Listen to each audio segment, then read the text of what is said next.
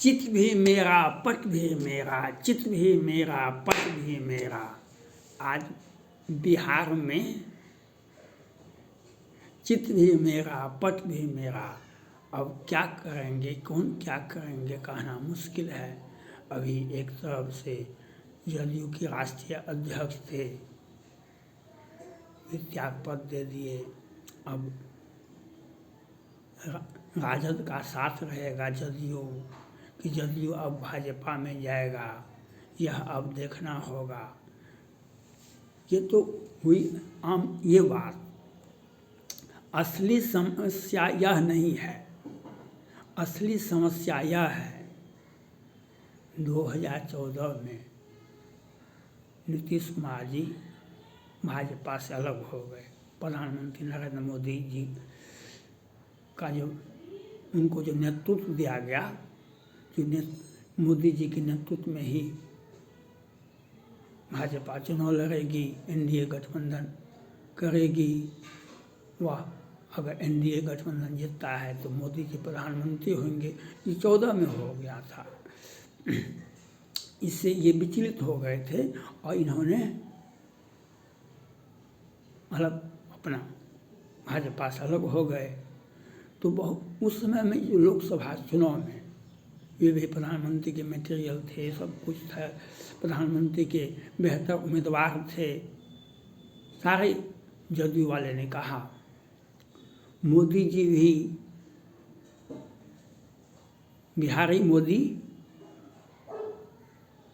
जी तो बहुत हैं देश में, लेकिन दो मोदी जी का नाम आता है। जब बिहार से आता है तो सुशील मोदी जी, और केंद्र में आता है भारत में तो नरेंद्र मोदी जी आते हैं।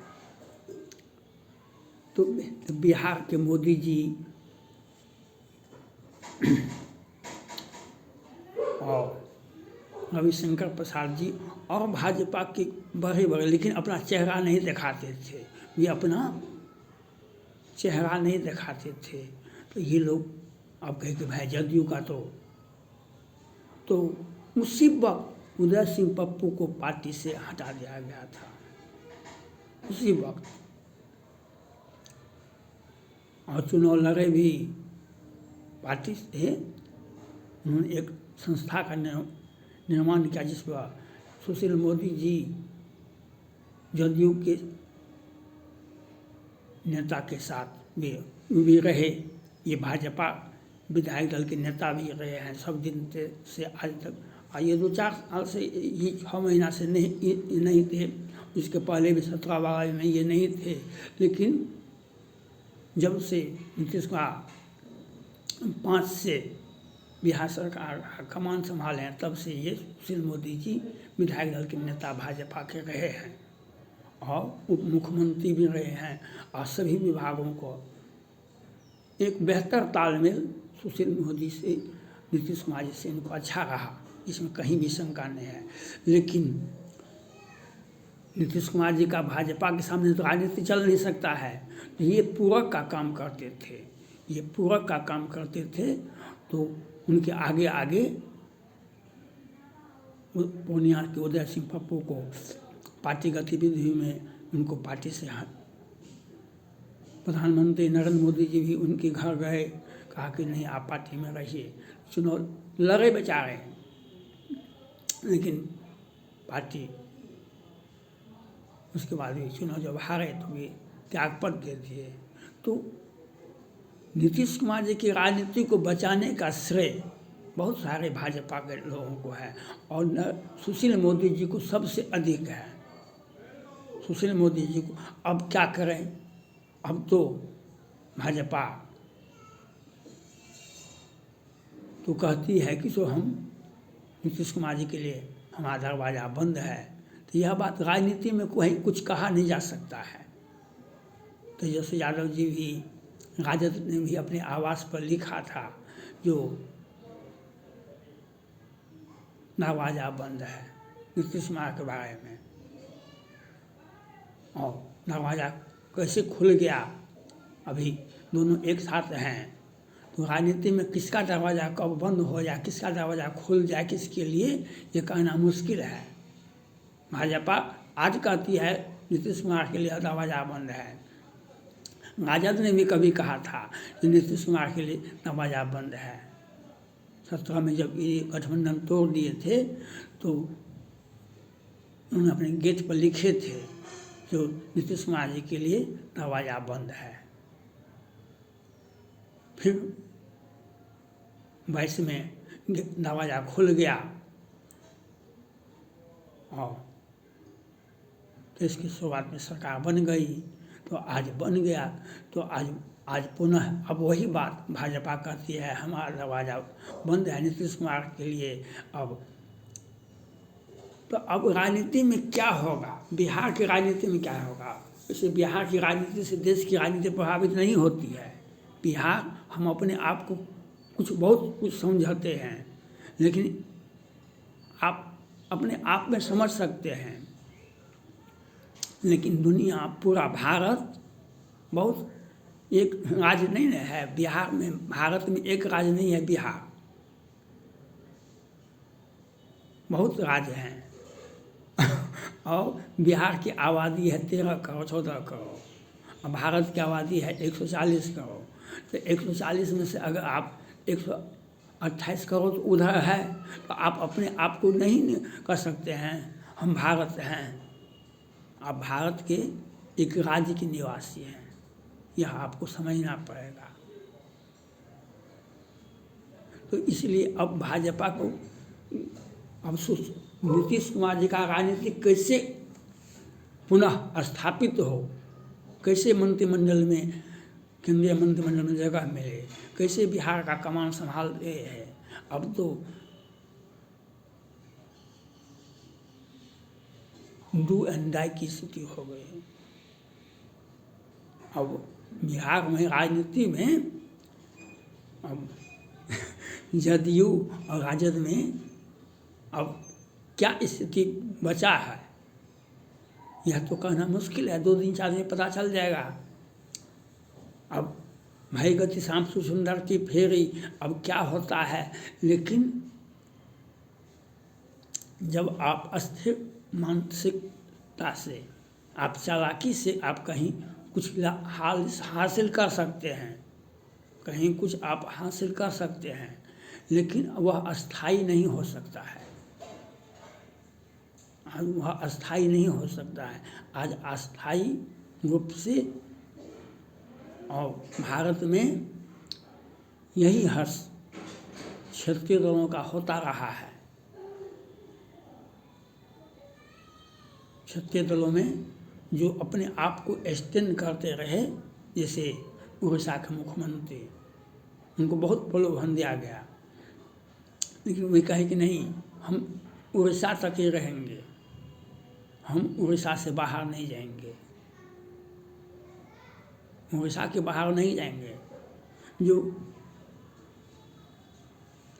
पश्चिम बंगाल, जब कम्युनिस्ट पार्टी का एक छत्र शासन था वहाँ पर, तो उन्हें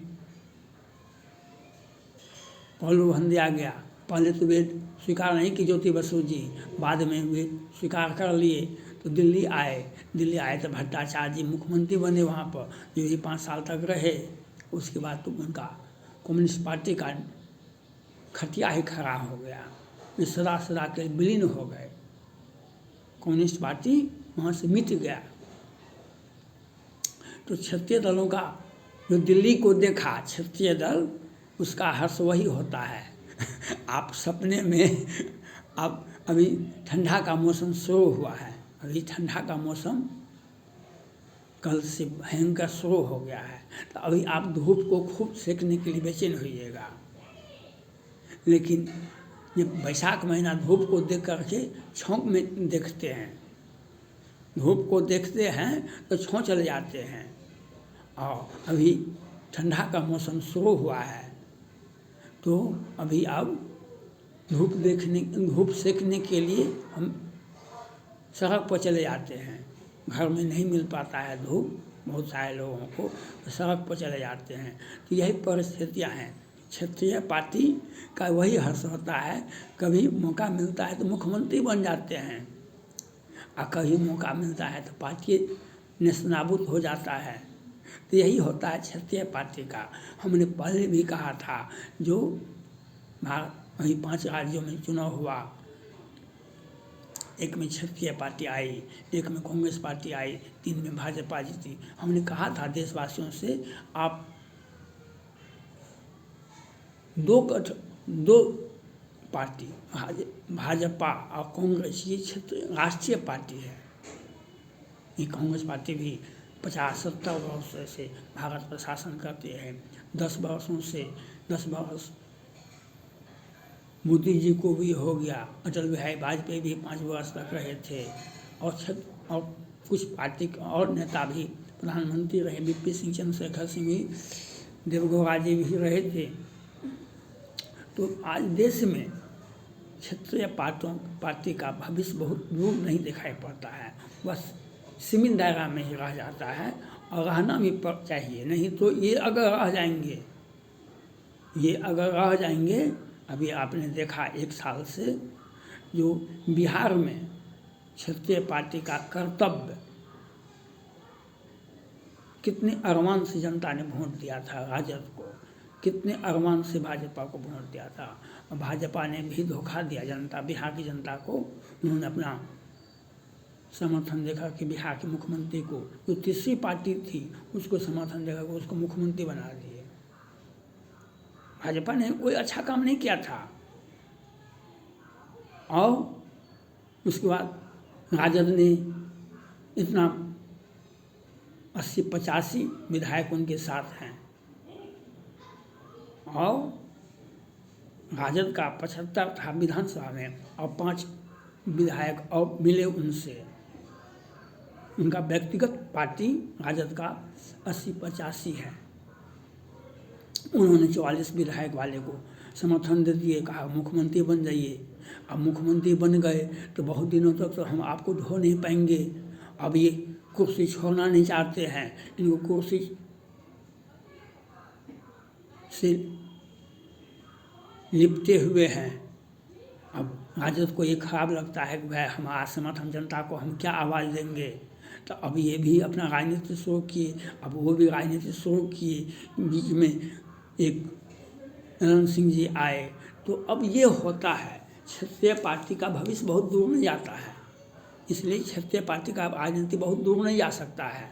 वह किस प्रकार से बर्बाद होता है, कर्नाटका में देवगौड़ा जी का देखिए, कम्युनिस्ट पार्टी का पश्चिम बंगाल में देखिए, अब बिहार में भी वही होगा जो अन्य राज्यों में क्षेत्रीय पार्टी का होता रहा है, वही हर्ष होगा। इसलिए देश की जनता को भाजपा या कांग्रेस पार्टी को समर्थन करना, जो राष्ट्रीय पार्टी, जो इनकी जवाबदेही होता है, इनको जवाबदेही होता है देश। क्योंकि आज राजद ने क्या किया, सनातन धर्म पर कटाक्ष करवाए अपने मंत्री से, जातिगत जनगणना के लिए बेचैन हो गए जदयू, प्रधानमंत्री को ज्ञापन, सुप्रीम कोर्ट, हाई कोर्ट करते करते इनका जो आत्मिक राजद का साथ लेकर के राजद को भी नियमित दबाव था कि हम जातिगत जनगणना के लिए बेचैन हैं, हम करवाएंगे जातिगत जनगणना। अब जातिगत जनगणना करवाइए, अब सनातन धर्म पर विरोध कीजिए, आप रामचरितमानस पर बैन लगाइए।